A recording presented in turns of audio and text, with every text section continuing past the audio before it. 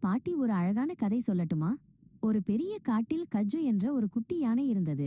அதற்கு பெரிய காதுகளும் குட்டியான வாலும் இருந்தது. கஜ்ஜு எப்போதும் மகிழ்ச்சியாக விளையாடிக் கொண்டிருக்கும். ஒரு நாள் ஒரு அழகான நீல நிற வண்ணத்துப் பூச்சி பறப்பதை பார்த்தான் கஜ்ஜு. ஆஹா, இது எவ்வளவு அழகாக பறக்கிறது! நானும் இப்படி பறக்க வேண்டுமே என்று ஆசைப்பட்டான். கஜ்ஜு தன் பெரிய காதுகளை இறக்கைகளைப் போல வேகமாக ஆட்டினான்.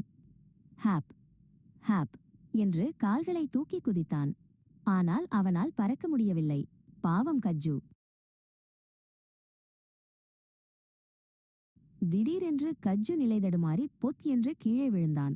அப்போது மரத்தின் மேல் இருந்த கீரவாணி என்ற பச்சைக்கிளி இதை பார்த்து சிரித்தது.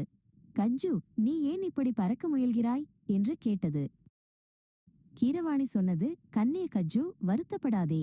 கடவுள் ஒவ்வொருவருக்கும் ஒரு தனித்திறமையை கொடுத்திருக்கிறார். நீயும் ஒரு ஸ்பெஷல் தான். உன்னால் என்ன செய்ய முடியும் என்று யோசி. அப்போது தூரத்தில் ஒரு மெல்லிய சத்தம் கேட்டது. மீயாவ் மீயாவ் என்று ஒரு குட்டி பூனை அழுதது. அதன் பெயர் சிக்கி. அது ஒரு சேற்றுக்குழியில் மாட்டிக்கொண்டு வெளியே வர முடியாமல் தவித்தது. கஜ்ஜு உடனே உதவி செய்ய நினைத்தான். தன் நீளமான தும்பிக்கையை மெதுவாக குழிக்குள் நீட்டினான். சிக்கியை தன் தும்பிக்கையால் மென்மையாக சுற்றி பிடித்து வெளியே தூக்கினான். குழிக்கு வெளியே வந்த சிக்கி மகிழ்ச்சியில் கஜ்ஜுவின் கால்களில் உரசியது.